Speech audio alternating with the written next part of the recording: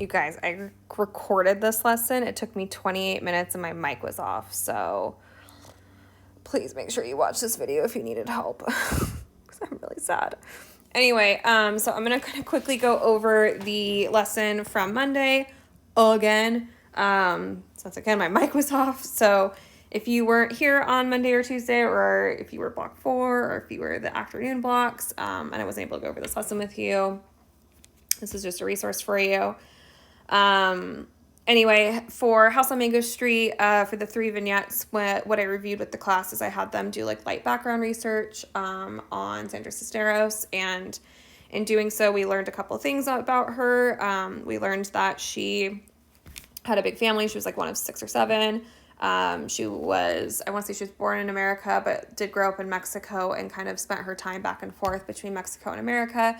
So there's this like two-worldness to her. So she kind of had this like foot in both worlds idea. She did eventually, I think, settle down fully in Mexico, which is I think where she currently resides. And then the other big thing from her background is that we learned that her focus of her work, what is to kind of shed light on the reality of what it feels like to be a minority member, specifically like a Hispanic immigrant community within America. And so that's kind of what she tries to capture in her work. So anyway, so like applying all that to review hairs, we can definitely see like the family values present in hairs. So here's my annotations if you want to take a look at them. She kind of compares her different family members. She is part of a big family, Esperanza, the character. And we can kind of see how like sometimes she can feel left out within her family. And I think that's present in Chanclas as well, which is our like last vignette of this text, or of these 3. So like hair being a big signifier of like her place in her family, and her being kind of like a wild child, if you will, not wanting to obey. But family value being present. I'm just going to skip down to Chanclas really quick. We also see that present in Chanclas, the family values, and her kind of getting forgotten a little bit. Her mom gets her all these new clothes for the baptism, but forgets to get her new shoes. And so she has to wear her old shoes, her Chanclas. And they're practical, but they don't really fit with her dress. So the whole time she's at the dance, she's self-conscious. Her family does kind of pull her out of it, especially her uncle. But the other big thing is that we see Esperanza, in addition to the family values, we see Esperanza kind of growing up. Because in this moment, there's this boy at the dance, and, he's watching her, and she's watching him. And I ask you to think back to, like, when you first realized you had a crush on somebody, and they went from being like a friend or just a person to being, cute, and you are aware of them and they're aware of you. And it's like one of those, moments when people move from childhood to adulthood. And so that's kind of happening with Esperanza in this vignette, which is why he's watching her dance. So she's in that transition stage of kind of growing up. The other thing is Those Who Don't, such a powerful vignette. I definitely encourage you to like take a look at this one. In Those Who Don't, we see Sandra Cisneros' like goal in her writing, which is that kind of exposing the reality of what it's like in America, and like kind of the racism that can be present, whether it's like overt or covert.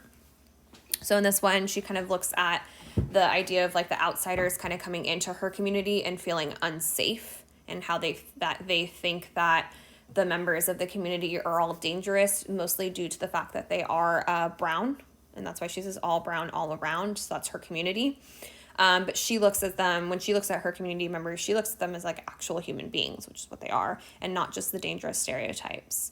And she kind of flips the idea of her going into a neighborhood that's probably affluent and white and feeling unsafe, right? In her community, she feels safe. If she were to go to another community, she would feel unsafe. And I think it's a different type of fear than if, outsiders go into her community. It's like more of that fear of getting into trouble, being accused of something and not being able to prove it, being like, like looked at as an outsider. I think that's more of the fear for if Esperanza or other members of her community were to go to more affluent white communities. So you definitely get that like us versus them concept. And I think this is, again, Cisneros. If we're applying that biographical lens, we can definitely like pull out how we see that this is kind of fitting into what Cisneros was saying as her goal of her writing. So now it's a very, very quick me going over these 3 vignettes because I've gone over them like 100 times. My voice is going out. So if you have any questions on these, let me know. I think they're pretty straightforward vignettes. The next thing that we did in class was look at Mutabruka and the poem This Poem. This is probably the harder poem of the 3 texts today. I definitely recommend that you actually watch the video or listen to the video while you read the poem if you haven't already done so. It really is him. It's him performing his poem. If you were to click on the PDF and read it in the textbook, you would find out that Mutabruka does dub poetry, which is like a performance poem set to reggae music. In the video that we provided you, it actually is not set to reggae music, and that's because the poem originally has the F word in it, and this in the textbook it's been censored, so the video itself is actually censored as well. So it's a different performance of his, but you can definitely Google it if you want to watch like the real one. But anyway, the goal of his writing and his background is like social consciousness, and which is, often his text is actually very controversial, but it's to shed light on the social injustices that are present specifically for Black people. So he is from Jamaica, but he alludes within the text to African Americans. He alludes to African men and women as well. He alludes to other like injustices that are more of an injustice that's kind of it's not specific to a specific nation, and more for the idea of the injustices that Black people suffer. So I don't want to go through all of this in detail, but in your textbook there are little numbers if you're using the textbook, and all of the footnotes are so helpful when reading this poem because of all of the allusions or references. If you're reading the PDF version like I have, you might have to do some Googling. So I would definitely Google the names that he references, because these are all important names. I wouldn't like Google every single one, but you can kind of get the idea that they're all activists, people who fought against injustice. For example, like Malcolm X, who is actually American. So I would kind of get the idea of like why is he talking about these people? This poem shall call their names. He also says this poem is like a vex. It's apartheid. It's racism. It's the Ku Klux Klan. So this poem is activist, and it's also like the dirty racism and the dirty things that they're acting against. So it's both of these things, which is definitely a very much a paradox, and if you will, this kind of juxtaposition of the two. He also alludes to riots in Brixton. I would look up that one. That's a moment when a woman in England was murdered by the police, and then it kind of sparked riots and protests. And then there's also this allusion to Jim Jones, who was a cult leader. This is where the phrase "don't drink the Kool-Aid" comes from. It's the Jonestown Massacre. So he's saying like this poem it's activism, and it's also the dirty, right? The dirty, sad underbelly of humanity. He says it's revolting against the first, second, third worlds division. You can definitely pull the rhythm in that section. I love that part. So it's a poem for all and against all, ? So very paradox. It's like all the rest, but it's also different. It will not be amongst the great literary works. It will not be recited by poetry enthusiasts. It will not be quoted by politicians. So, which is ironic because we're reading it in class. So it's a poem for or not for the people is what I ask. Like, is it for the people? Is it not for the people? It's for all people.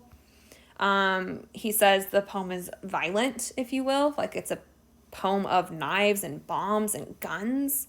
And oftentimes the fight for racial justice and social justice can get violent. It can get messy. So I think that's what he's referencing here. He also says it's drums, and then he kind of mentions these are all allusions to different groups and cultures and maybe even ethnicities within Africa, within the various African countries. Like for example, I know Igbo is a tribe in Nigeria. So you can definitely look up some of these. He says this poem will not change things. This poem needs to be changed. This poem is a rebirth of a people. So it's again, it's this kind of like back and forth with what the poem is. So you should be picking up on the vibe that the poem is not just a poem. He says this poem will survive you and me. It goes beyond us. It's timeless, essentially. It will linger in history. It is, it's not written. It has no poet. So if it has no poet and it's not written, like, what is this poem, right? What does this mean? It's not just a part of the story. It's his story. It's her story. It's our story. The story is still unfolding. So in my humble opinion, I feel like he's saying this poem is life, like the reality of life for primarily, again, Black individuals in this world who from the beginning of time have been persecuted and continue to be persecuted today. So it's like the story of people, and his people have good and bad in their stories, right? There's this beauty, and then there's fight, and there's activism, and there's all of these things. He said this poem is now ringing and talking and irritating, and I just think that's funny. He says you want this poem to stop. Like, he's aware, and again, people want injustices to stop. It's annoying, it's frustrating, it's angry, it's all of these things. But this poem will not stop, just like life. Life will continue even through the good and the bad times. He says the story is not told about this poem. This poem is old, it's new, it's the Bible, it's Playboy, which obviously is like a bad comparison. But again, it's this idea that this poem is timeless. It's old, it's new, it's relevant, it's biblical. He kind of continues on.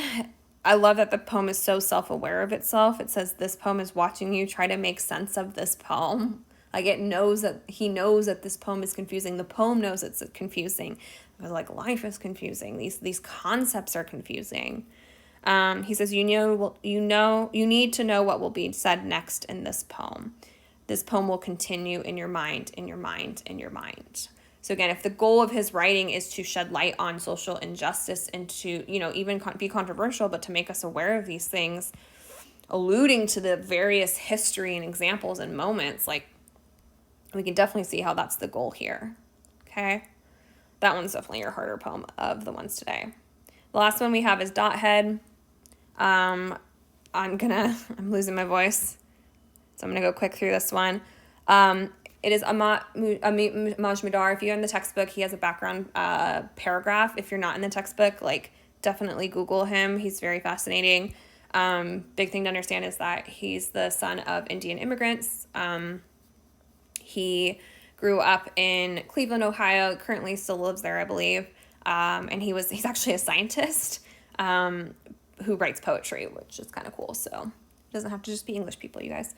So he does write Dothead, and the Bindi, if you read the background information, tells you about the spiritual importance of the Bindi within the Hindu faith. And that Indian women in particular wear them, and that it while it originally was a mark of wisdom, it does come to symbolize the love and commitment from from a wife to her husband. And that the figure Nataraja at the end of the poem is a depiction of the Hindu god Shiva as the Lord of Dance and destroyer of the universe. And so it's kind of like a somewhat violent, but the destroyer of the universe in order to create life. So this idea of rebirth. So I would read the poem. I'm going to leave my annotations here for a second.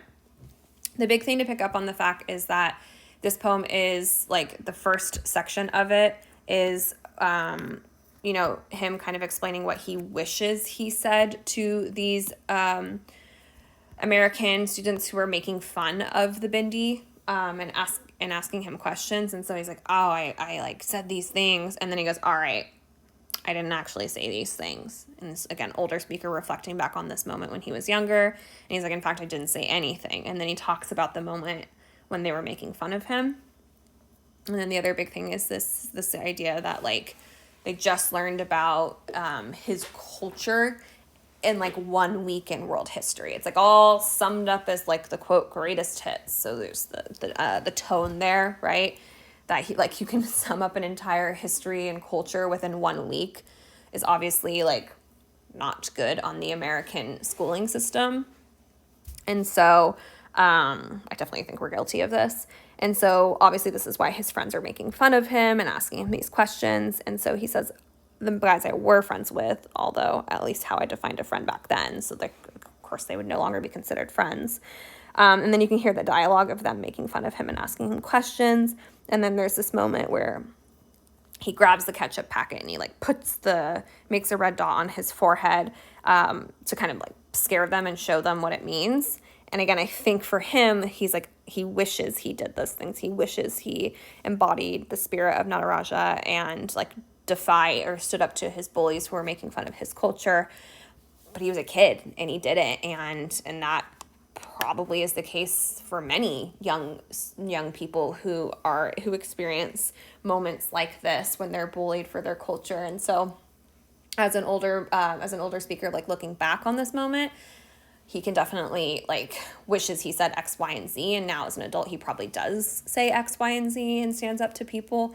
But at the beginning, you know, again, it's like that kind of getting bullied and you know, you eventually learn to kind of stand up for yourself and embrace your identity. But at the time, it was difficult for him. So I know I breezed through these. I'm exhausted. I've recorded this video twice now. So if you have any questions, let me know. And I will be happily like work with you on Monday or Tuesday or even office hour next week if you need anything. Okay. Thank you guys. Have a wonderful evening.